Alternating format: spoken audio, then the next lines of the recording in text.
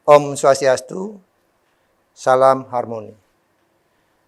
Saya I Gusti Ngurah Pujawan, merupakan dosen program studi pendidikan matematika FMIPA Universitas Pendidikan Ganesha. Saya merupakan anak pertama dari 4 bersaudara. Ayah saya, I Gusti Ngurah Jaya, almarhum. Beliau sudah pensiun dari anggota TNI. Dan ibu saya, I Gusti Ayuadi, juga almarhumah. Profesinya sebagai ibu rumah tangga. Nah, kemudian saya menikah dengan DRA Ninyoman Perni yang saat ini berprofesi sebagai seorang guru pegawai negeri sipil di SMP Negeri 6 Singaraja. Dari perkawinan kami dikaruniai 2 orang anak putri. Anak pertama Dr. Gusti Agung Ayu Indrayuni yang saat ini sedang melanjutkan studi spesialis di program studi penyakit dalam Universitas Udayana. Putri kedua kami Dr. I Gusti Agung Ayu Sriningrat yang saat ini sedang mengabdikan diri di Rumah Sakit Bali Med Denpasar. Dan kami juga mempunyai 2 orang cucu laki perempuan yang saat ini masih di bawah 5 tahun. Ya, putra dan putri.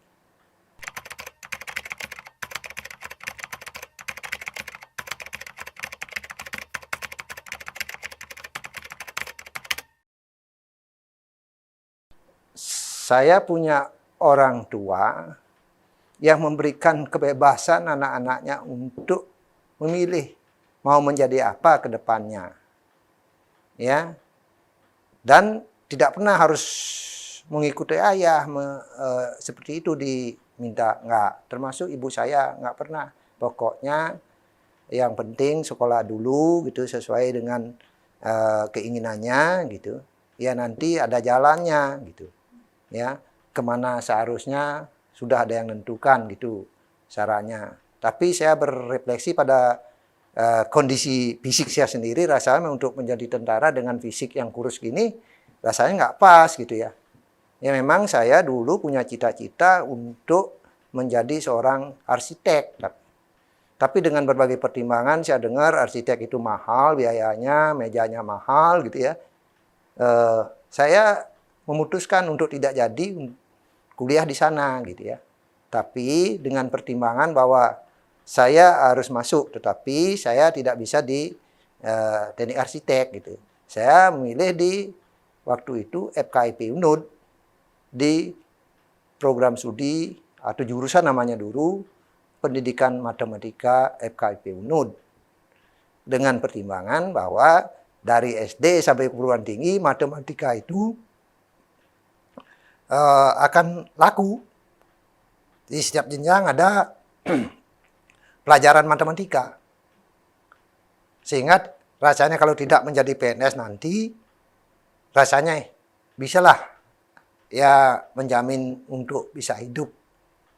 Ya, walaupun dengan keluarga dan anak gitu ya.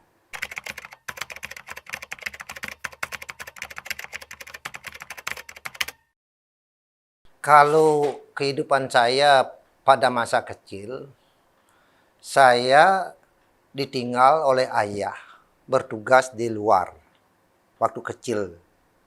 Ya, waktu SD dulu kan belum ada TK saat itu. Bukan belum ada. Di kampung saya belum ada TK. Ya, sampai seingat saya sampai kelas 6 SD itu tinggal bertugas di Bandung, Jawa Barat.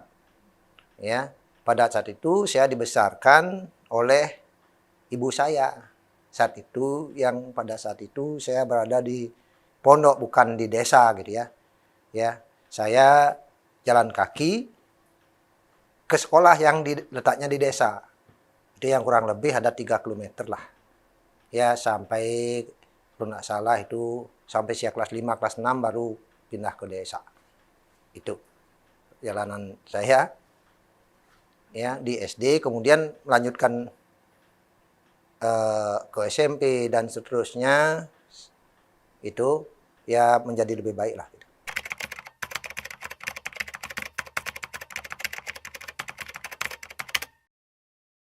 Ya, sebagian tadi saya sudah sampaikan saat menempuh pendidikan dari sekolah dasar sampai dengan mencapai gelar doktor.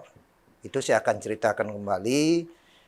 Yang tadi SD-nya sudah saya sampaikan, ya kurang lebih ya jalan kaki 3 kilometer lah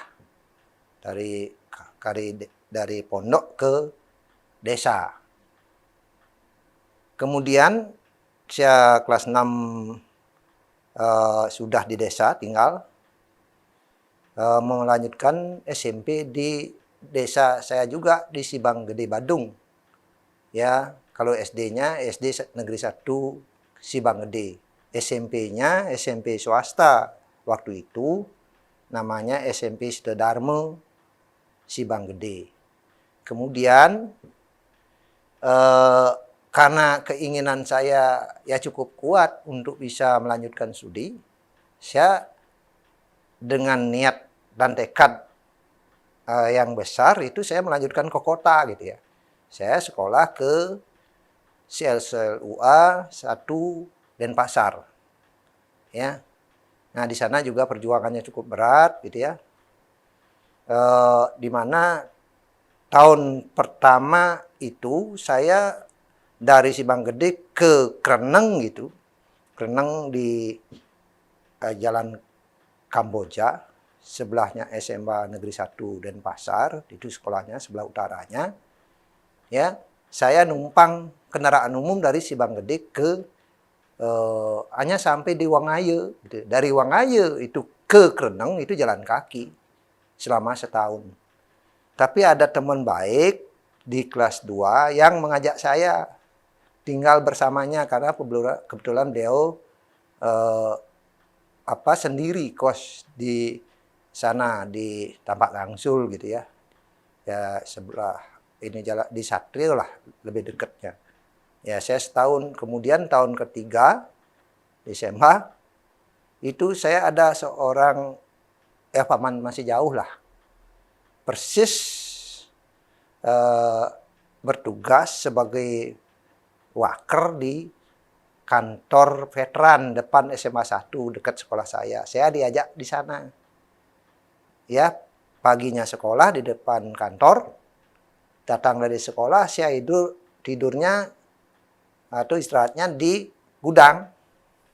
Gitu. Ya, tidurnya di gudang karena keadaan ekonomi lah saat itu, ya keluarga gitu ya. Ya dengan tekad tadi, dengan niat yang ingin melanjutkan studi, saya berusaha mati-matian lah ya sampai menamatkan SMA saya di SDA 1 Denpasar. Selanjutnya setelah menamatkan SMA, saya seperti yang saya ceritakan sebelumnya, saya ingin melanjutkan kuliah lagi.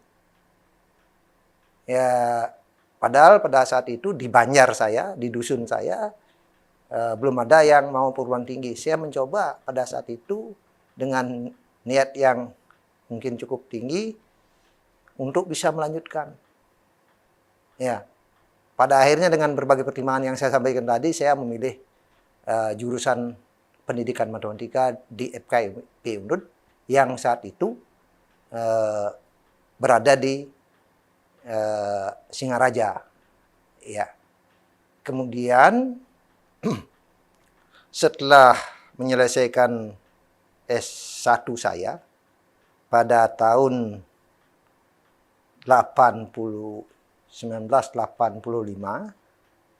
ya, saya melamar sebagai tenaga edukatif di FKIP UNUD saat itu kebetulan diterima, gitu, diterima, ya, dan terhitung mulai tanggal 1 Januari 1986 saya ditetapkan sebagai CPNS di FKIP UNUD, ya, pada saat itu. Nah, setelah itu saya mengabdikan diri sampai tahun 1997 baru saya melanjutkan studi ke S2. Karena pada saat itu sudah ada isu bahwa dosen itu nanti minimal lulusan S2 atau magister. Nah, pada saat itu masih sulit-sulit sekali, harus matrikulasi gitu kalau mau S2.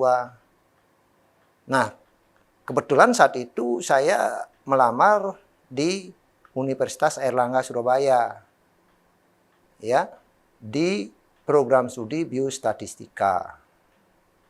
Kemudian saya selesai di awal tahun 1999 itu. Nah, selanjutnya setelah selesai saya kembali sebagai dosen di saat itu sudah menjadi STKIP Singaraja, ya, sebagai dosen, dan kebetulan dipercayakan saat itu sebagai ketua laboratorium jurusan pendidikan matematika. Nah, kemudian setelah itu sampai saya naik golongan, rajin naik pangkat, naik golongan gitu ya, sampai dengan tahun 2000 berapa 2007 2006 sebenarnya 2006 saya sudah lektor kepala 4C. Berapa tahun itu sekarang? Ya, sudah hampir 17 tahun ya. Ya, 17 tahun hampir. 4C saya. Ya. Kemudian dari perjalanan itu saya ceritakan sedikit ya kenapa lama gitu ya. Karena pengalaman mulai dari ketua lab tadi, kemudian tahun 2002 saya diberi tugas tambahan sebagai wakil dekan 3 di FMIPA, ya, sampai dengan tahun 2006 ya, 2002-2006. Kemudian setelah itu mendapat tugas tambahan lagi 2006 sampai 2011, ya, peralihan dari IKIP sebenarnya ke Undiksa 1 tahun gitu, 5 tahun. Saya satu periode itu 5 tahun, harusnya kan 4 tahun. Tapi karena peralihan saat itu saya diperpanjang setahun menjabat sebagai dekan di FMIPA. Kemudian setelah itu, ya, dengan kepercayaan teman-teman, saya kembali mendapat tugas tambahan sebagai wakil atau pembantu dulu, pembantu rektor 3 Universitas Pendidikan Indonesia periode 2011-2015.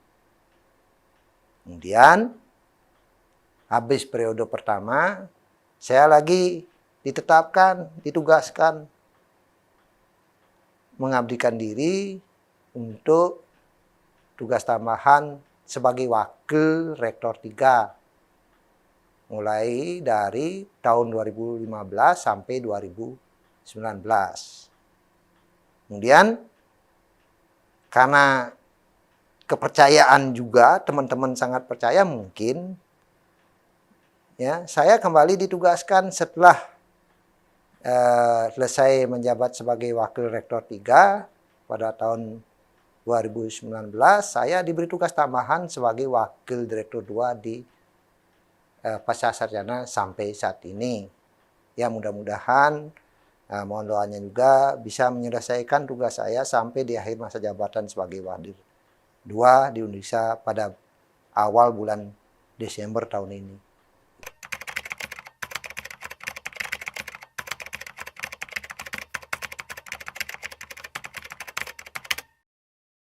Kalau yang memantik atau memotivasi saya itu lebih kepada mungkin ya pengalaman saat saya sekolah di kota.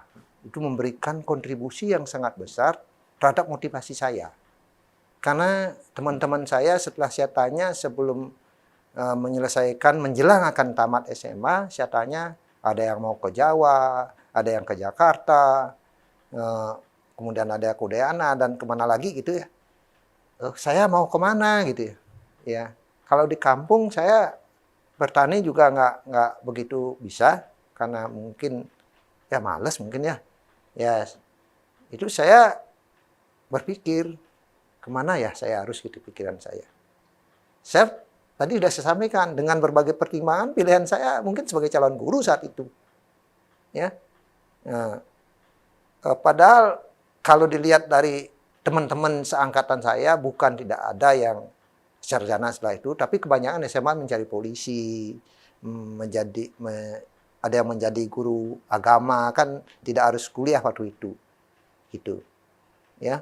Dan satu-satunya sarjana pada saat itu, ya setelah saya tamat itu saya yang pertama di dusun saya, tapi di dusun-dusun sebelah, saya contohkan di dusunnya atau di banjarannya Pak Prof. Nyoman Dantes itu paling banyak sarjananya. Karena saya terus terangnya tidak hanya bergaul di Banjaran itu, saya juga suka ya lancong ke Banjaran lain, ke dusun lain, suka main atau olahraga pingpong misalkan yang ada di Banjar.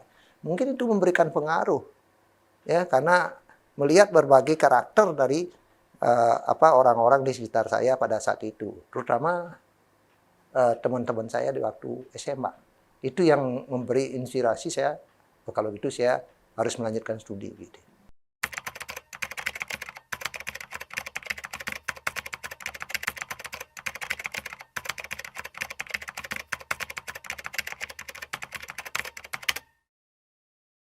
Ya, satu hal yang menjadi motivasi di pikiran saya bukan saat ini aja, tetapi sejak saya mulai akan menyelesaikan SMA. Saya berpikir kehidupan saya pribadi ya harus lebih baik dari keadaan saat ini, itu pikiran saya.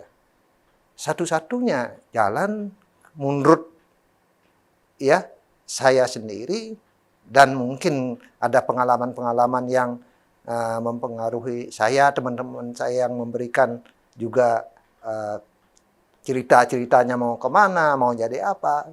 Ya, saya menjadi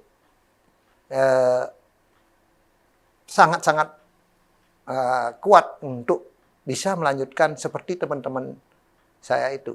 Dan kebetulan saat itu walaupun dari segi kondisi ekonomi, ya mungkin saat itu belum baik-baik saja gitu ya. Belum baik-baik saja, tapi dengan niat yang ini S1 mungkin juga agak kendor kenceng gitu ya, tapi lebih banyak kendornya daripada kencangnya, tapi ujung-ujungnya selesai juga. Itu tidak lain juga karena mungkin setiap orang mempunyai perjalanan masing-masing. Mungkin sudah ada yang mengatur, terutama yang di atas gitu.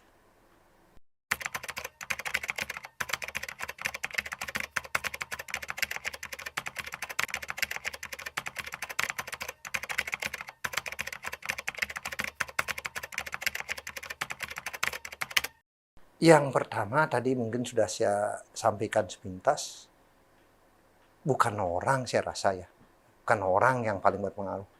Tapi ada yang mengatur, yang di atas lah yang mengatur. Karena berkat yang di atas, Tuhan Yang Maha Kuasa, Ida Yang Widiwasa, sudah memberikan jalan mungkin ya yang terbaik menurut beliau.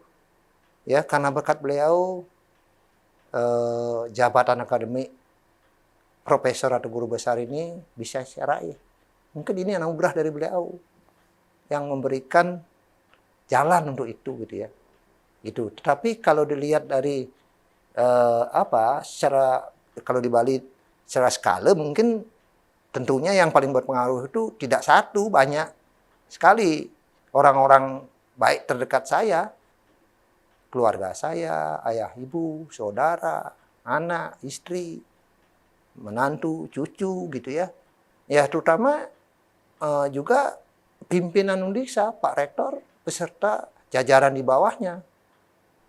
Dan juga teman-teman sejawat, baik itu pegawai, dosen, itu yang semuanya baik hati menurut Aji terhadap diri Aji sendiri gitu.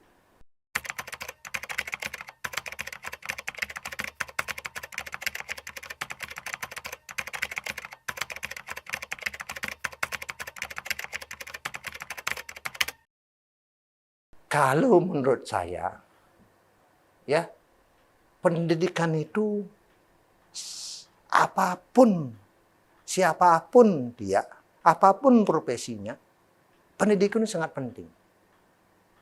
Ya, menurut saya dengan pendidikan ya akan membentuk orang secara menyeluruh.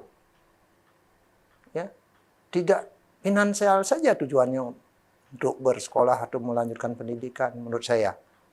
Ya. Lebih daripada itu, ya pendidikan kan memberikan dampak terhadap mungkin satu pengetahuan pasti, ya. Kemudian cara berkomunikasi, cara bersosialisasi, itu dampak-dampak dari pendidikan. Dapat kita lihat bagaimana, yang tidak semua sih, orang yang putus sekolah, nah, ya mungkin tinggalnya di kampung gitu. Sekali lagi, tidak semua orang ya. Ya mungkin cara-cara mereka berpikir untuk memecahkan masalah, itu, kemudian caranya berkomunikasi, ya mungkin beda dengan orang yang berpendidikan. Ya, jadi simpulannya menurut saya pendidikan itu tidak semata-mata untuk tujuan finansial, tapi lebih dari itu, ya membentuk ya orang yang berpendidikan itu secara menyeluruh seperti yang saya sampaikan tadi.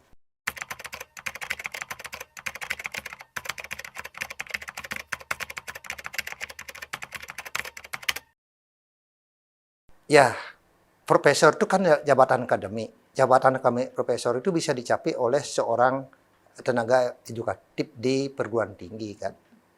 Ya tentunya peran seorang guru besar ya dalam melaksanakan tugas-tugasnya sebagai profesor di dunia pendidikan pasti, karena dia itu dosen. Ya, ya kan dosen sebagian besar kan dosen, ada juga yang profesor yang tidak dosen ada juga mungkin gitu ya. Tapi sudah barang tentu kan memberikan dampak-dampak terhadap mahasiswanya, dan tidak hanya mahasiswa, termasuk juga terhadap lembaganya. Karena lembaga terlebih saat ini ya untuk menjadi universitas yang unggul katakanlah begitu, ada syarat minimal sekian persen dosennya harus memiliki jabatan akademik, lektor kepala, dan guru besar, kan gitu.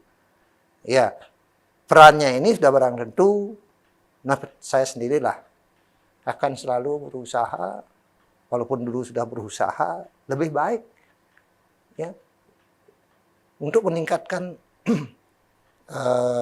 pengetahuan, kualifikasi, mengembangkan diri, baik akademik maupun non-akademik, untuk memberikan layanan, ya, bimbingan kepada mahasiswa, kemudian layanan kepada masyarakat, dan layanan terhadap Undiksa sebagaimana atau di mana saya bertugas yang saya anggap sebagai rumah kedua saya gitu.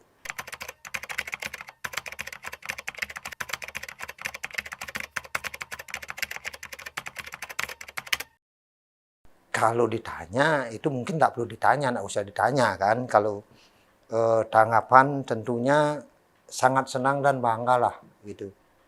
Kenapa senang dan bangga? Saya sebelumnya terus mendapat peringatan dari pimpinan terutama Pak Rektor. Sampai-sampai saya, mohon maaf ini, ya diminta mengundurkan diri, mengajukan surat supaya misalkan pensiun lebih awal gitu, karena mungkin ini kan maksudnya Pak Rektor kan baik, tidak hanya untuk pribadi loh gitu, tapi untuk lembaga juga, karena kita sangat membutuhkan guru besar yang lebih banyak gitu ya.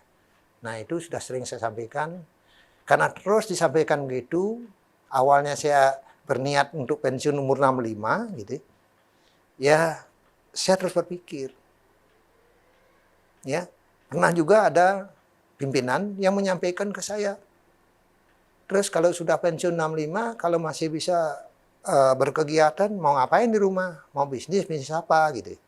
Benar juga kan. Maka dari itu saya berusaha untuk mencapai jabatan ini dengan berusaha memenuhi persyaratan-persyaratan yang harus terpenuhi untuk menyandang jabatan guru besar ini.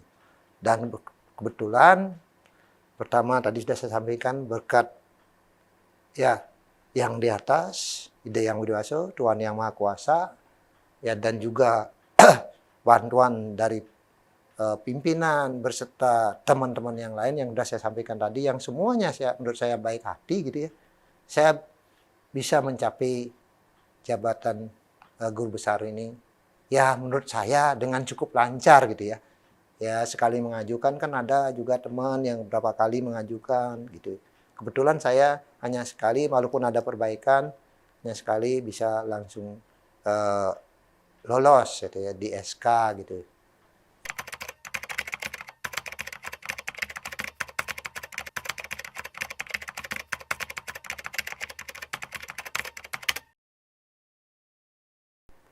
Saya kan sudah saya katakan sudah sejak tahun 1986.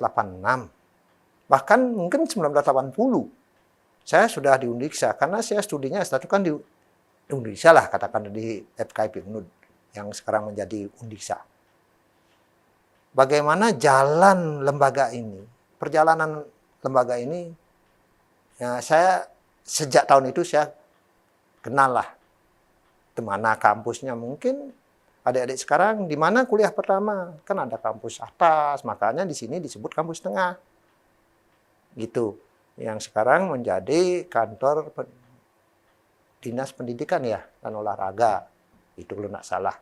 Itu tempat saya kuliah waktu S1 dulu. Kemudian kuliahnya di atas, jalan kaki, kan lumayan jauh jalan kaki dari sana, karena kosnya di atas, jalan kaki ke di sini, ke Jalan Udayana.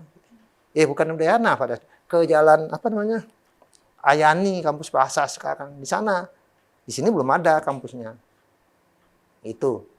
Nah, perkembangan Undiksa menurut saya ya sangat-sangat pesat gitu ya. Terlebih lagi setelah menjadi Universitas Pendidikan Ganesha. Ya, kenapa saya mengatakan begitu? Karena dari pengamatan saya, Undiksa itu mendapat berbagai penghargaan dari pemerintah dalam segala aspek saya lihat. Sampai saat ini, ya sangat-sangat membanggakan bagi saya sebagai sivitas Universitas Pendidikan Ganesha. Itu sangat-sangat membanggakan bagi saya.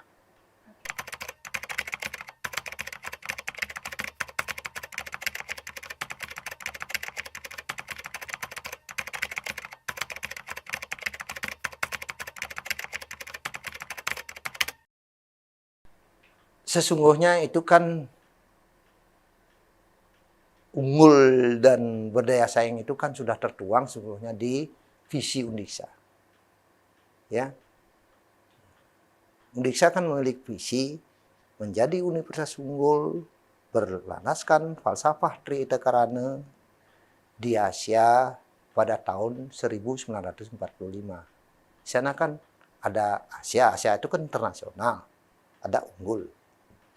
Ya kalau mau menjadi universitas yang unggul di tingkat internasional, ya sebagai sivitas Undiksa, apapun kapasitasnya, apapun perannya, harus bersama-sama berpikir dan berbuat untuk memenuhi standar-standar universitas yang bertaraf internasional.